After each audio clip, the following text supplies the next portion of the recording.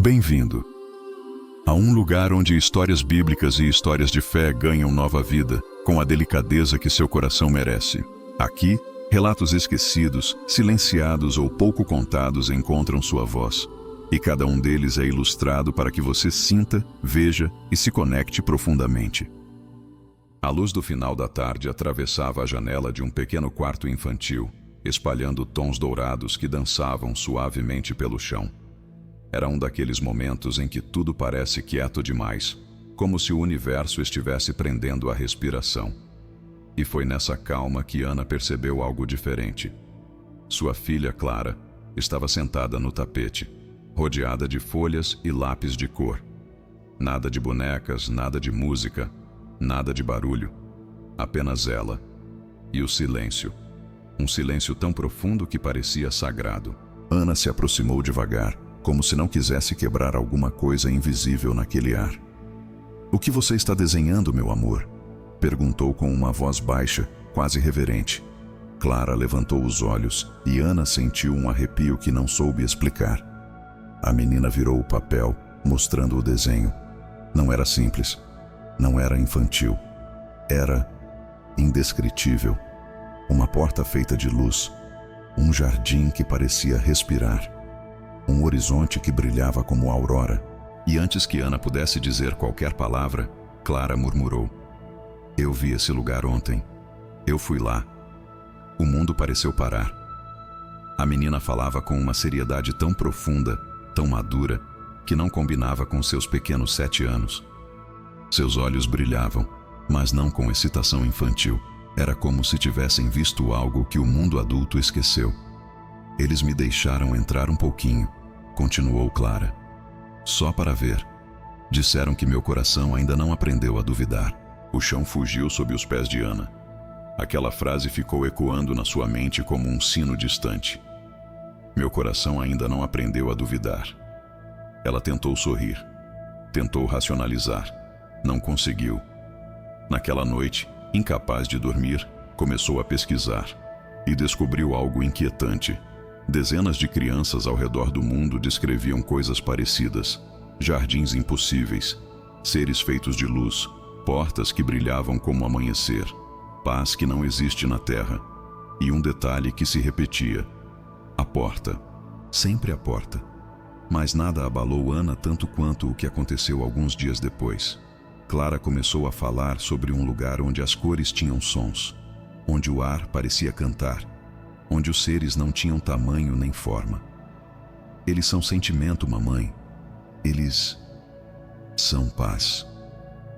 A mãe sentiu as lágrimas subirem, como se alguém estivesse retirando das profundezas coisas que ela mesma esqueceu que existiam. Clara reclamava de nada. Falava com uma naturalidade que não tinha espaço para mentira. Não havia medo. Não havia hesitação. A psicóloga infantil que a ouviu ficou impactada. "Crianças percebem coisas que nós desaprendemos", afirmou. "Elas não filtram, não tentam explicar. Elas simplesmente sentem." E enquanto a psicóloga falava, Clara interrompeu com uma serenidade que arrepiou as duas. "A porta só aparece quando o coração está limpo. Quando a gente tem muita tristeza, muita raiva ou muito medo, ela some." Foi então que Ana percebeu que algo nela estava sendo tocado. Algo que não entendia, mas que não podia mais ignorar. Dias se passaram até que, numa noite silenciosa, Clara apareceu na porta do quarto da mãe. "Mamãe, eu vi de novo." Ana se levantou imediatamente. "A porta?" Clara assentiu com aquele olhar de quem sabe mais do que consegue explicar. "Eles disseram que você também consegue ver, se quiser, mas tem que acreditar como uma criança." A menina pegou o rosto da mãe com suas mãos pequenas, como se estivesse segurando algo frágil, algo que pudesse se quebrar com o menor sopro de dúvida. "Fecha os olhos." Ana fechou. "Agora, tenta lembrar da última vez em que você acreditou em tudo. Quando você achava que o impossível era real. Quando o mundo não tinha medo." Ana tentou. E como se alguém estivesse guiando sua memória com as mãos, ela se viu novamente com 6 anos. Correndo pela rua molhada depois da chuva. Rindo como se a vida fosse infinita. olhando para o céu como se ele respondesse, sentindo tudo como se o mundo fosse um lugar seguro. E então aconteceu. Um calor suave tocou seu peito, depois seus ombros, depois a nuca, como se uma presença invisível estivesse atrás dela, envolvendo-a em algo que não era deste mundo. "Você está vendo, mamãe?" sussurrou Clara.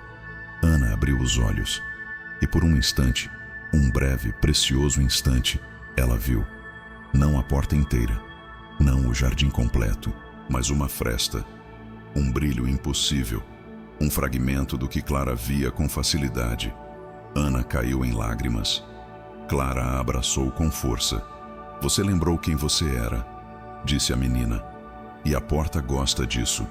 A partir desse dia, algo mudou entre elas. E dentro de Ana, ela começou a ver o mundo com mais suavidade, como se a realidade tivesse camadas escondidas, como se o céu estivesse sempre ali, muito mais perto do que imaginamos. Clara ensinou à mãe algo que os adultos raramente compreendem: o céu não está distante, nós é que nos distanciamos dele.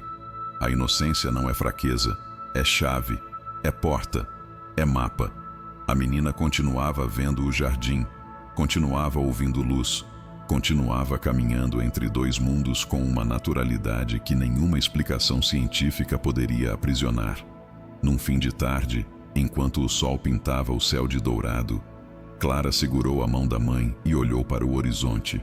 "Quando você escutar a luz", ela disse, "a porta vai abrir inteira para você também." Ana sorriu com lágrimas nos olhos, porque finalmente tinha entendido. Não é sobre visões, não é sobre milagres, não é sobre misticismo, é sobre voltar a acreditar como uma criança acredita. É sobre ver o mundo sem o peso dos anos. É sobre limpar o coração do que o mundo acumulou. É sobre lembrar que o divino não se esconde, nós é que nos esquecemos de olhar. E naquele momento, olhando para o céu ao lado de sua filha, Ana sentiu profundamente que talvez, só talvez, o céu não esteja acima de nós, mas ao redor, dentro, esperando apenas que o coração volte a ser simples o suficiente para perceber.